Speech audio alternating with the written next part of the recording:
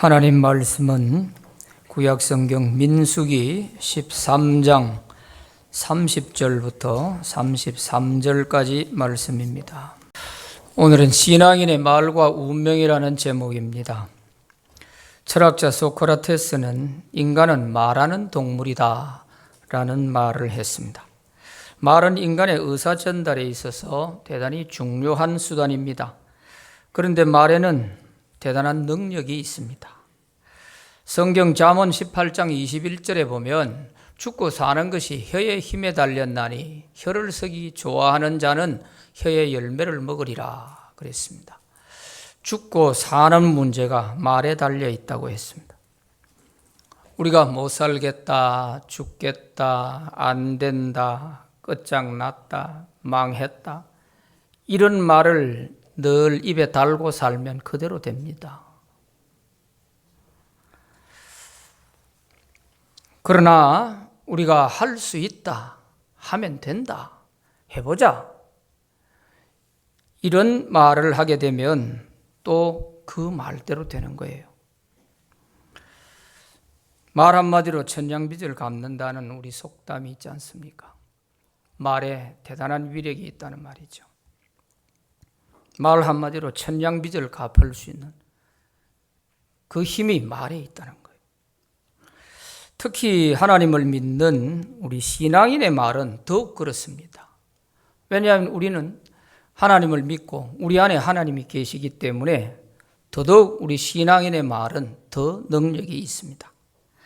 마가복음 11장 22절 23절에 보면 예수께서 그들에게 대답하여 이르시되 하나님을 믿어라. 내가 진실로 너희에게 이르노니 누구든지 이 산들어 들려 바다에 던져지라 하며 그 말하는 것이 이루어질 줄 믿고 마음에 의심하지 아니하면 그대로 되리라 그랬습니다.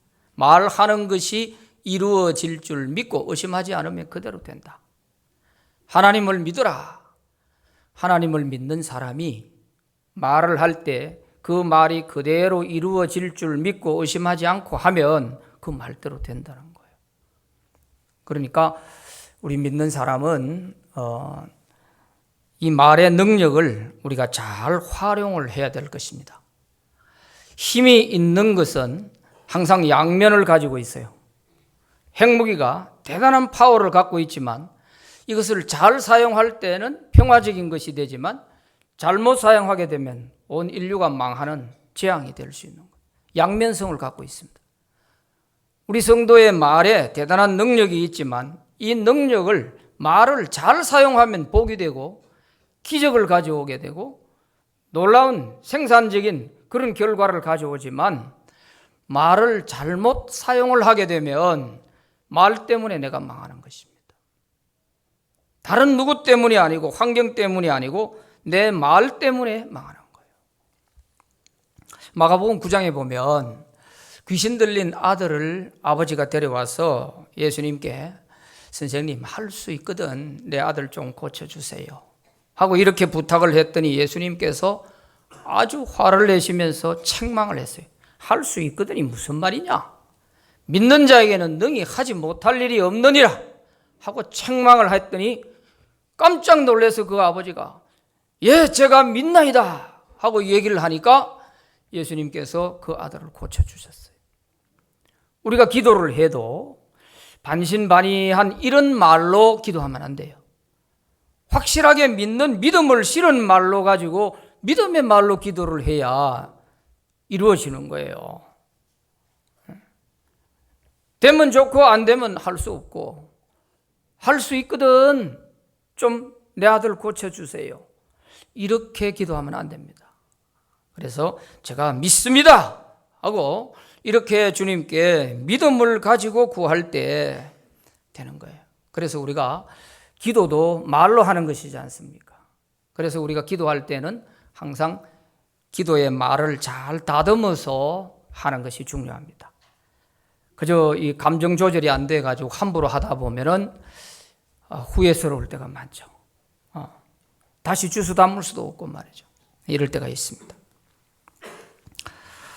그러므로 하나님을 믿는 신앙인들은 긍정적이고 복된 믿음의 말을 해야 될 줄로 믿습니다. 불신앙의 말이나 파괴적인 말을 하면 그 말대로 되기 때문에 인생의 실패자가 될 수밖에 없습니다. 그래서 하나님께 쓰임받는 사람이 되려면 항상 믿음의 말을 해야 됩니다. 말이 안 고쳐지면 하나님께 쓰임받질 못해요. 하나님께 쓰임받으려면 믿음의 말로 바뀌어져야 돼요. 말은 곧 내 안에 믿음이 있나 없나 하는 것을 겉으로 드러내 표시하는 것이 말이에요. 우리 말 속에 믿음이 있는지 없는지 다 나타나는 거예요. 그래서 말을 잘해야 되고 기도를 잘해야 되는 거예요. 신앙인의 말은 자기의 운명을 결정합니다. 오늘 본문은 이스라엘 백성들이 말로 인해서 그들의 운명이 뒤바뀐 것을 보여주고 있습니다. 이스라엘 백성들은 이집트에서 출발해서 약 15개월 만에 가데스 바네아라고 하는 곳에 도착하게 됐습니다. 이 지도를 보면서 잠깐 설명을 드릴게요. 여기가 이스라엘 백성들이 살았던 이집트 람셋이라는 곳입니다. 성경에는 고센이라고 되어 있죠.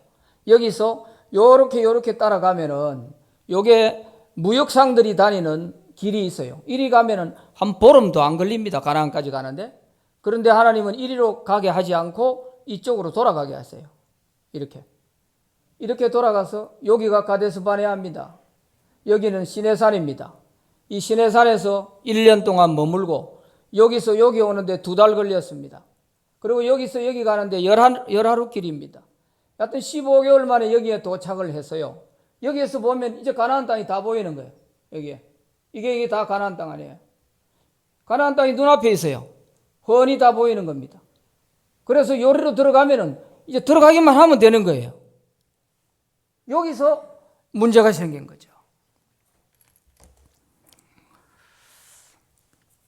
그래서 이 가데스 바네아에 와서 모세가 백성들 앞에 이렇게 선포합니다. 하나님께서 주신 가나안 땅이 우리 앞에 있습니다. 이제 우리가 올라가서 차지합시다. 두려워하지 맙시다. 주저하지 맙시다. 하고 선포를 했습니다. 이렇게 모세가 이 얘기를 했더니 그 백성의 지도자들이 모세에게 몰려와 가지고 그래 우리가 가나안에 들어가기는 들어가되 정탐꾼을 먼저 보내가지고 한번 둘러 확인해보고 그 사람들이 갔다 오면 그 얘기를 한번 들어보고 가나안에 들어갑시다. 이렇게 요구를 한 것입니다. 그래서 모세가 그것도 괜찮겠다 해서 그렇게 했어요. 그래서 각 12지파에 대표 한 사람씩을 뽑았는데 그 대표는 전부 그 지파의 지휘관입니다. 민수기 13장 앞에 1절부터 앞부분을 읽어보시면 지휘관들을 대표로 뽑았어요. 정탐꾼으로. 2절 말씀에 보면 지휘관 된 한 사람씩을 뽑아서 보냈어요. 그 사람들의 이름이 거기 다 나와 있습니다. 4절부터 16절까지에 거기 보면 그 대표로 각 지파에 뽑힌 지휘관들의 이름이 다 나와 있어요. 이 사람들이 결국 이스라엘 백성들의 운명을 좌지우지한 거예요. 이 12명은 어떻게 보면 2사람 빼고 나머지 10명이 이스라엘 백성들에게 천추의 한을 남긴 사람들입니다. 자, 그래서 12명이 가나안에 들어갔습니다. 40일 동안 가나안을 다 돌아보았습니다. 가나안은 제일 남단에서부터 북단까지 160km밖에 안 돼요. 우리나라 강원도 정도 면적밖에 안 되거든요. 그러니까 이것은 한 일주일만 돌아보면 다 돌아볼 수 있는 그런 지역입니다. 그런데 40일을 돌아봤으니까 구석구석 다 살펴봤다는 거예요. 그러니까 포도밭에 들어가서 포도를 보니까 얼마나 포도가 큰지 장정 2사람이 포도 한 송이를 따가지고 꽤 메고 왔지 않습니까? 이렇게 하나님이 주신 가나안 땅이 기름지고 비옥한 땅이었다 하는 것을 자기들이 눈을 가서 보고 확인하고 온 거예요. 그래서 돌아와서 이 12명의 정탐꾼들이 백성들과 모세 지도자들이 있는 앞에서 보고를 합니다. 그런데 그 보고 내용이 너무나 극명하게 달랐습니다. 여호수아와 갈렙 2사람은 하나님이 주신 땅이 참으로 기름지고 좋습니다. 우리가 올라가서 차지합시다. 능히 우리는 그들을 이길 수 있습니다. 우리에게는 하나님이 있지 않습니까? 이렇게 보고를 하는 반면에 함께 갔던 10명의 보고는 달랐어요. 우리가 가보니까 그렇지 않던데요. 그 가운데는 거인도 있고요. 땅은 좋은 땅인 것 같은데 우리가 도저히 감당할 수 없는 사람들이 거기 살고 있습니다. 우리는 거기 들어가면 그 사람들에게 다 포로가 돼서 잡혀 죽게 될 것입니다. 이렇게 좀 부정적인 보고를 했어요. 우리는 그 사람들한테 붙여놓으면 메뚜기 같아서 우리가 도저히 이길 수 없습니다. 안 됩니다. 이러는 거예요. 이 이야기를 들었던 백성들이 볼 때는 헷갈리는 거죠. 두 사람은 좋다고 그러고 10명은 안 좋다고 그러고 가면 다 죽는다고 그러고 이러니까 백성들의 입장에서 볼 때는 헷갈리는 거예요. 그러니까 다수의 함정에 빠지는 겁니다. 백성들이. 그래도 아무래도 10명이 하는 얘기가 안 맞겠나? 이게 다수의 함정입니다. 이래서 이 보고를 들었던 백성들이 밤새도록 통곡하면서 원망을 했다고 했어요. 그 원망한 내용이 민수기 14장 1절에서 4절에 나와 있는데 우리가 애굽에서 죽었거나 광야에서 죽었으면 좋았을 것을 어찌해서 여호와가 우리를 그 땅으로 인도해서 그 사람들 칼에 죽게 하는가? 우리 처자식은 다 사로잡힐 것인데 우리가 애굽으로 돌아갑시다. 우리 가운데 한 사람 지휘관을 세우고 애굽으로 돌아갑시다 하고 소리를 지르는 거예요. 모세가 너무너무 기가 막혀서 그 백성들 보는 앞에서 땅에 엎드려서 기도를 했습니다. 하나님께서 모세에게 이렇게 말씀하십니다. 내가 이 이스라엘 백성들의 중에 얼마나 많은 이적을 행하였느냐. 그런데도 이 백성들이 언제까지 나를 믿지 않을는지 내가 이 전염병으로 이들을 싹 다 쓸어버리겠다. 그리고 네한테 더 크고 강한 나라를 만들어 줄게 하고 하나님께서 모세에게 말씀하신 거예요. 모세가 그 소리를 듣고 깜짝 놀랐어요. 그래서 하나님 안 됩니다. 이 백성들을 용서해 주세요 하고 호소를 했습니다. 만약 하나님께서 여기서 이 백성들을 다 죽여버리시면 이 주변에 살고 있는 나라 사람들이 이 소문을 들으면 이스라엘 백성들이 믿던 그 하나님은 자기가 능력이 안 돼서 가나안 땅에 들여보내준다고 했는데 거기에 못 데리고 들어가니까 그래서 여기서 다 죽여버렸다고 하나님을 조롱하지 않겠습니까? 하나님 용서해 주시고 제발 진노를 거두어 달라고 모세가 그 백성들 앞에 엎드려서 기도하는 중에 하나님과 지금 대화하는 거예요. 모세의 이 기도를 들으신 하나님은 모세를 봐서 다 죽이지는 않습니다. 그 대신에 너는 내일 아침 이 백성들을 이끌고 광야로 다시 들어가라. 이 백성들 한 사람도 원망하던 자들은 가나안에 못 들어간다.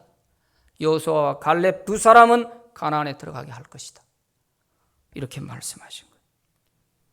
저 부정적인 보고를 하고 믿음 없는 말로 보고하는 저 사람들 40일 정탐하고 왔는데 그 40일 기간 중에 하루를 1년씩 계산을 해서 40년을 이들이 광야에서 헤매다가 다 죽게 할 것이다. 정말 청천벽력 같은 하나님의 말씀이 떨어진 것입니다. 하나님께서 이스라엘 백성들의 주시기로 한 기름진 이 가나안 땅이 눈앞에 활짝 펼쳐져 있습니다. 정탐꾼들이 들어가서 확인까지 하고 왔습니다. 그런데도 그들은 거기에 들어가지 못하고 그 문 앞에서 다시 바꾸시켜서 광야로 들어가게 했어요. 지금 그 경계선상에 있는 거예요. 축복의 땅으로 들어갈 것이냐? 다시 죽음의 광야로 갈 것이냐? 하는 이 기로에 써 있는 거예요. 그 순간에 말 한마디가 저 정탐꾼들의 그 보고하는 말 때문에 결국 이스라엘의 운명이 이렇게 바뀌어져 버린 거예요. 참 어떻게 보면 너무 아쉽기도 하고 안타깝기도 하고 그렇죠. 믿음의 눈을 보면 하나님께서 다 차려놓은 밥상이에요. 지금 눈앞에 보이지 않습니까? 가서 확인하고 왔지 않습니까? 차려놓은 밥상인데 이걸 먹지 못하고 거기서 돌아서는 거예요.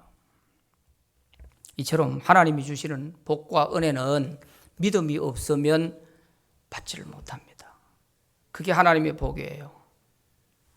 그래서 성경에 말하는 약속의 땅 가나안이라고 하는 말은 두 가지 의미를 갖고 있습니다. 하나는 이 땅에 사는 동안 우리가 누릴 수 있는 온갖 은혜와 복을 가리켜서 젖과 꿀이 흐르는 가나안이라고 표현을 하는 것입니다. 또 하나의 의미는 우리가 세상 떠나서 들어가게 될 하늘나라를 가나안이라고 말하는 것입니다. 요단강 건너가 들어간다. 그 가나안에 들어간다는 말은 요단강은 죽음을 의미하는 거예요. 그래서 우리가 그 죽음을 넘어서서 저 가나안 천국에 들어간다. 그런 표현을 하는 거죠. 이 두 가지 의미가 있어요. 그런데 이 두 가지 다 하나님이 준비해 놓은 이 두 가지 모두가 믿음이 없으면 하나도 받을 수가 없는 거예요. 이 땅에 사는 동안 복과 은혜도 믿음 없으면 손에 잡혀줘도 얻지를 못해요. 차려놓은 밥상도 못 먹어요. 천국도 믿음 없으면 눈앞에 천국이 보여도 못 들어가는 거예요. 하나님이 주신 은혜와 복은 믿음 없으면 못 받는다 하는 것입니다. 이스라엘 백성들이 이처럼 불행한 운명에 처하게 된 데에는 책임 있는 자들이 있습니다. 첫째는 지도자들의 믿음 없는 말 때문입니다. 12명의 정탐꾼은 각 지파를 대표하는 지휘관들입니다. 자기 지파를 대표하고 이 사람들의 손에 자기 지파의 수만 명의 생명이 달려있는 것입니다. 이 사람들이 갔다 와가지고 어떤 말을 하느냐에 따라서 그 말 한마디에 자기 지파의 수많은 사람들의, 백성들의 생명이 달려있다니까요. 운명이 달려있는 거예요. 여호수아와 갈렙을 제외하고 10명의 대표들은 하나님에 대한 신앙이 전혀 없었습니다. 그래서 이들은 자기의 눈으로 본 그대로 말을 하는 것입니다.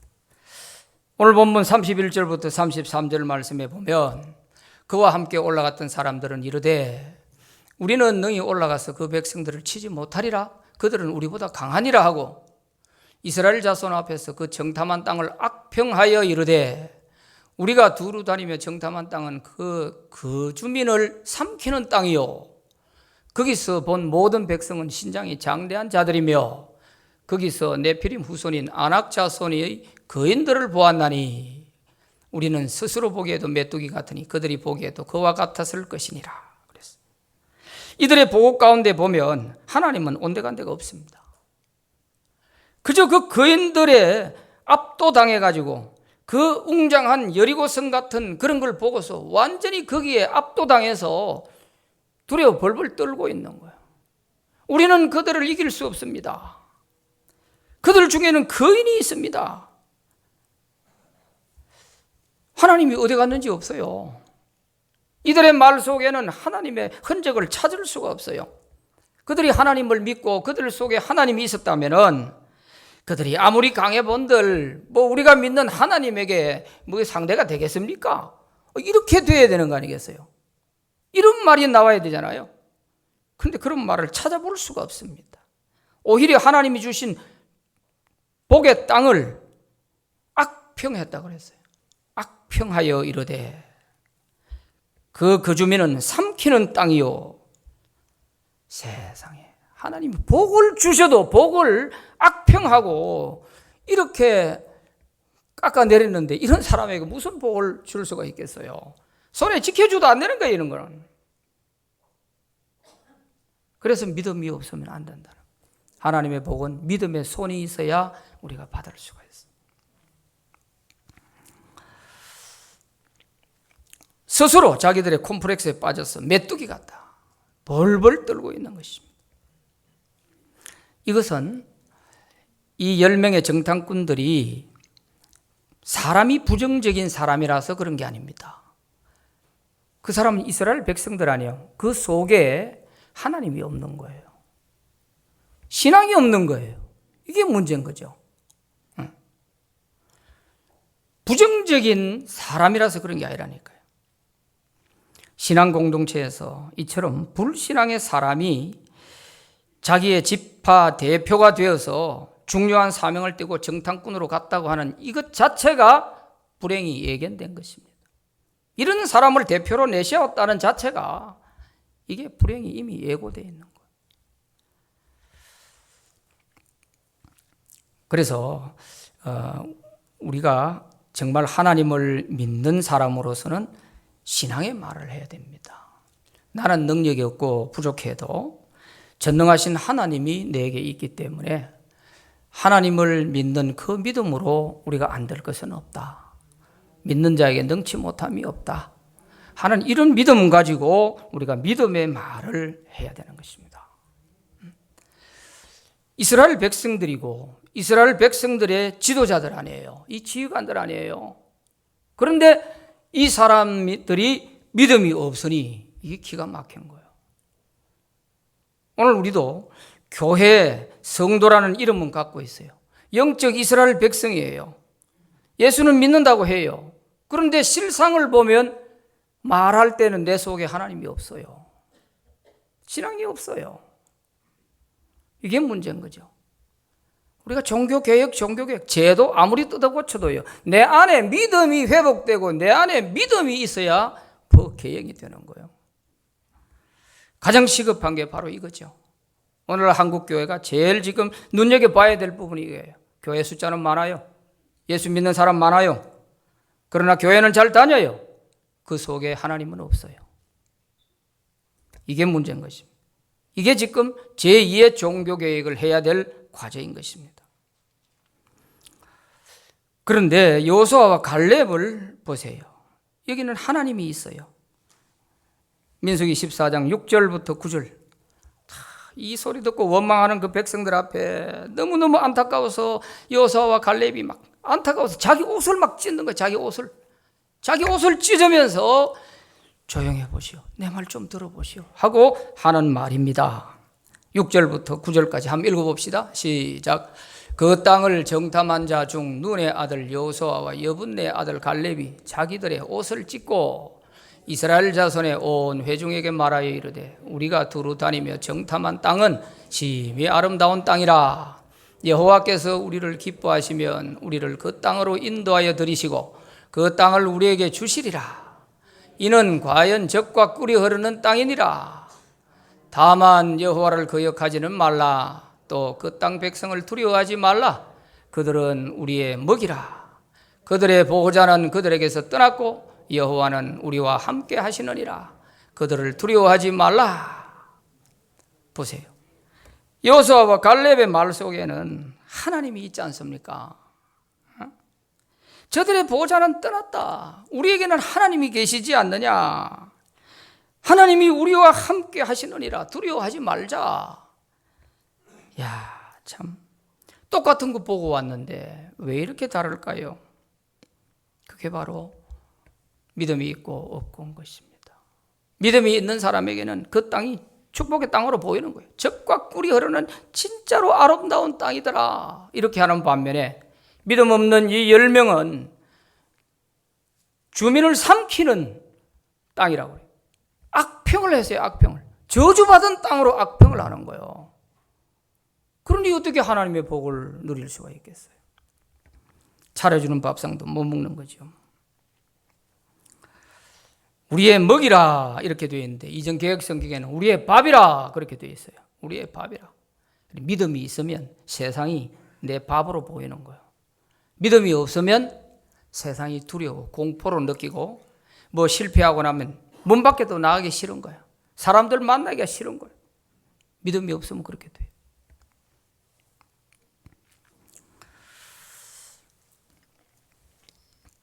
이렇게 여호수아와 갈렙이 보고를 했더니 원망하고 있던 백성들이 그 소리를 듣고요. 돌을 들고 여호수아와 갈렙을 치려고 하는 거예요. 치려고. 참 어이가 없죠. 10절 말씀에 거기 보면 14장 10절에 보면 돌을 들고 치려고 했다. 그러니까 입에 넣어줘도 안 되는 거야. 믿음 없으면 안 되는 거야. 지도자들의 말은 백성들에게 영향이 클 수밖에 없어요. 지도자가 믿음의 말을 하면 백성들도 믿음을 본받게 되고요. 지도자가 불신의 말을 하게 되면 백성들의 믿음이 다 불신자로 바뀌는 거예요. 결국 정탐꾼 지도자들의 말에 따라서 백성들의 운명이 결정되어 버렸어요. 불행하게 되어져 버렸어요. 눈앞에 보고서도 딱 받고 돌아서 해서 광야로 들어가는 거예요. 어떤 신발 회사에서 중력 이사진 가운데 두 사람을 아프리카에 파견을 했어요. 거기다가 우리가 지점을 하나 내야 되겠는데 한번 두 사람 가서 시장 조사를 좀 하고 오시오 하고 보냈어요. 그랬는데 두 사람이 다 돌아와가지고 하는 얘기가, 아이고 거기는 신발 신는 사람 하나도 없습니다.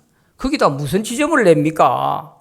그렇게 하는 반면에 한 사람은 한 사람도 신을 신는 사람이 없으니까 무지무지하게 팔 수 있습니다. 거기다 지점을 내면 되겠습니다. 이렇게 얘기를 했다는 거예요. 자, 여러분이 만약에 회사 대표라면 그 중력 둘 중에 누구하고 일하겠습니까? 누구하고 일하겠냔 말이에요. 신발 아무도 신는 사람 없습니다. 그게 말도 안 되는, 거기다가 뭐 내가 되겠습니까? 이 사람은 자기 마음에 하고자 하는 마음이 없는 거예요. 하고자 하는 의욕이 없는 거예요, 이 사람은. 그저 월급이나 받고 그저 그냥 편안하게 지내는 사람이야. 그러나 이 회사를 위해서 비전을 내다보고 뭔가 하려고 비전을 가진 사람의 눈에는 달리 보이는 거야. 똑같은 거 보고 왔지만 그렇게 다른 거예요. 마찬가지. 우리 신앙인들은 하나님의 복을 앞에 놓고 이게 믿음이 있으면 그게 복으로 보이고 믿음이 없으면 두려움의 대상으로 보여버려요. 이게 문제죠. 두 번째, 백성들의 원망한 말 때문입니다. 14장 1절부터 4절까지에 거기에 원망하는 백성들의 원망이 나와 있죠. 한번 확인해 봅시다. 온 회중이 소리를 높여 부르짖으며 백성이 밤새도록 통곡하였더라. 이스라엘 자손이 다 모세와 아론을 원망하며 온 회중이 그들에게 이르되 우리가 애굽 땅에서 죽었거나 이 광야에서 죽었으면 좋았을 것을 어찌하여 여호와가 우리를 그 땅으로 인도하여 칼에 쓰러지게 하려 하는가? 우리 처자가 사로잡히리니 애굽으로 돌아가는 것이 낫지 아니하랴? 이에 서로 말하되 우리가 한 지휘관을 세우고 애굽으로 돌아가자 하며 그랬어요. 참, 이 원망하는 백성들의 그 말 만만치 않습니다. 밤새도록 통곡하면서 원망을 해야 되는데 하나님은 축복의 땅을 눈앞에 놓고 있는데 그것이 죽음의 땅으로 보이는 거예요. 왜 하나님이 우리를 잘 있는 우리를 애굽에서 끌어내가 여기다가 집어넣어서 죽게 하려고 하냐? 야, 참. 정말 상상하기가 어려울 정도로 이런 원망을 하고 있습니다. 돌아가자. 애굽으로 돌아가자. 광야에서 죽었으면 차라리 좋았겠다. 자기들이 그렇게 말을 하니까 하나님은 그대로 해주시는 거예요. 그대로. 이 백성들이 왜 이렇게 됐습니까? 그 자기 지파의 지도자들이 정탐꾼으로 가가 돌아보고 와가지고 말을 잘못해서 그 말의 악영향이 이 백성들이 그대로 미친 거 아닙니까? 그래서 백성들의 지도자의 말 한마디가 중요하다는 거예요. 요즘 우리 정치 보세요. 쓸데없는 정치 지도자들이 말 한마디 잘못해가지고 백성들이 들으면 짜증만 나는 거예요. 도움 하나도 안 되는 쓸데없는 그런 말만 가지고 싸움을 하고 있어요. 아이고, 답답해. 나라가 어디로 갈지 모르겠어요. 하나님께서 이 원망하는 백성들의 말을 들으셨을 때 마음이 얼마나 아프셨겠어요. 나는 저들한테 온갖 이적을 베풀어 주면서 지금까지 15개월 동안 이 광야를 지나오는 동안 하루라도 내 도움 없이는 너가 살았냐? 만나와 메추라기 먹이고 낮에는 구름 기둥, 밤에는 불 기둥으로 덮어가면서 내가 이렇게 여기까지 데려왔는데 이것들 말하는 것 봐라. 하나님이 참 들었을 때 기가 막혔을 것 같아요. 그래, 너희 말 내 귀에 들린 대로 내가 다 해주마. 이러는 거 아니에요. 우리가 아무리 절망 중에 있어도 하나님께 할 말이 있고 안 할 말이 있어요. 특히 지도자들은 내 있는 위치에서 해야 할 말과 안 해야 할 말, 내 한마디의 말에 따라서 백성들의 전체 생명이 달려있다니까. 나라의 지도자가 말 한마디 잘못하게 되면 이 나라가 어느 방향으로 가야 될지 모르고요. 교회 지도층에 있는 사람들이 말 한마디 잘못하게 되면 교회 방향이 어디로 가야 될지 모르는 거예요. 책임 있는 말을 해야 되고 정말 잘 살펴보고 기도해보고 판단 잘해야 되는 거죠. 세 번째는 말한 대로 운명이 결정됐다 하는 것입니다. 하나님은 모세에게 이렇게 말씀하십니다. 민수기 14장 26절부터 28절까지 같이 한번 읽어봅니다. 시작. 여호와께서 모세와 아론에게 말씀하여 이르시되 나를 원망하는 이 악한 회중에게 내가 어느 때까지 참으랴. 이스라엘 자손이 나를 향하여 원망하는 바 그 원망하는 말을 내가 들었노라. 그들에게 이르기를 여호와의 말씀에 내 삶을 두고 맹세하노라. 너희 말이 내 귀에 들린 대로 내가 너희에게 행하리니. 그랬어요. 하나님은 우리의 모든 말을 다 들으십니다. 우리의 속담에도 남말은 새가 듣고 반말은 쥐가 듣는다 말이 있어요. 우리 입 밖에 나온 말은 누가 들어도 다 듣게 돼 있는데 더군다나 우리 신앙인은 우리 말을 하나님이 들으신다는 거예요. 그래서 하나님은 내 귀에 들린 대로 내가 너희들에게 행해 주겠다 그렇게 말씀하셨어요. 우리가 이 광야에서 죽었으면 좋았을 것을 애굽으로 돌아갔으면 좋겠는데 아유 정말 상상만 해도 끔찍하지 않습니까? 그리고 이 12명의 정탐꾼의 운명이 어떻게 됐을까요? 민수기 14장 36절부터 37절에 보면 이 정탐꾼들에 대한 운명이 거기에 나와 있습니다. 어떻게 됐는지. 이 보고가 끝나고 난 뒤에 그 뒤에 바로 이들의 운명이 결정되고 그 다음에 백성들을 데리고 광야로 들어가는 거예요. 거기에 보면 화면에 기다리면 안 나옵니다. 이거는 모세 보냄을 받고 땅을 정탐하고 돌아와서 그 땅을 악평하여 온 회중이 모세를 원망하게 한 사람 곧 그 땅에 대하여 악평한 자들은 여호와 앞에서 재앙으로 죽었고 그 땅을 정탐하러 갔던 사람들 중에서 오직 눈의 아들 여호수아와 여분네의 아들 갈렙은 생존하니라. 그렇게 기록되어 있습니다. 12명의 정탐꾼들이 보고를 끝내고 그 보고가 끝난 그 자리에서 이들의 운명이 결정되어 버렸어요. 10명은 그 좋지 않은 보고를 끝내자 그 자리에서 죽어버렸어요. 재앙으로. 그러나 여호수아와 갈렙은 생존했을 뿐 아니라 고생은 많이 했지만 40년 후에 가나안에 들어갔습니다. 가나안에 들어갔어요. 그들의 말대로 된 것이지 하나님이 뭘 감정적으로 하시고 하나님이 뭘 어떻게 잘못하신 게 없잖아요. 다 자기들의 말 때문에 그래 된 거예요. 말 때문에. 자, 이걸 보면서 오늘 저와 여러분들이 정말 하나님 앞에서 우리가 해야 할 말, 안 해야 할 말 참 가려가며 해야 되겠다. 이거 마음에 확실히 좀 새기고요. 특히 지도청에 있는 분들, 부서장을 맡는 분들, 그 부서를 이끌어가고 하실 때 그 지도자의 말 한마디는 대단히 중요한 거예요. 대단히. 뭐 소통하지만요. 믿음의 세계에서 소통도 필요하지만 소통 때문에 이 문제가 빚어졌어요.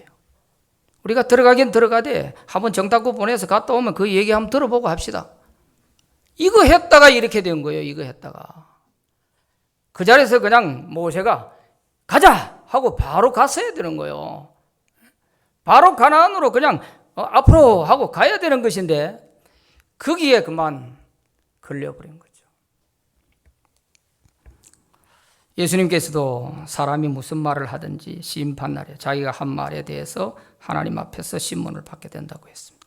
마태복음 12장 36절 37절에 보면 내가 너희에게 이르노니 사람이 무슨 무익한 말을 하든지 심판날에 이에 대하여 신문을 받으리니 내 말로 의롭다함을 받고 내 말로 정죄함을 받으리라 그랬습니다. 베드로전서 3장 10절로 11절 말씀에 그러므로 생명을 사랑하고 좋은 날 보기를 원하시는 자는 혀를 금하여 악한 말을 그치고 그 입술로 거짓을 말하지 말고 악에서 떠나 선을 행하고 화평을 구하며 그것을 따르라 그랬습니다. 내 앞날에 내 생명을 사랑하고 좋은 날 보기를 원하면 말을 고치세요. 불신앙의 말을 버리고 신앙의 말을 하십시오. 덕을 세우는 말을 하십시오. 그럴 때 그게 바로 내 생명을 사랑하는 길이고 내 앞날에 좋은 길이 다가오게 하는 것입니다. 오늘 이스라엘 백성들의 이 운명을 보면서 거기에 바로 내가 해당되는 사람이 안 되어야 될 것입니다. 신앙인의 말은 자기의 운명을 결정짓습니다. 믿음의 말로 하나님 주신 복을 마음껏 누리며 살아가는 저와 여러분 되시기를 바랍니다.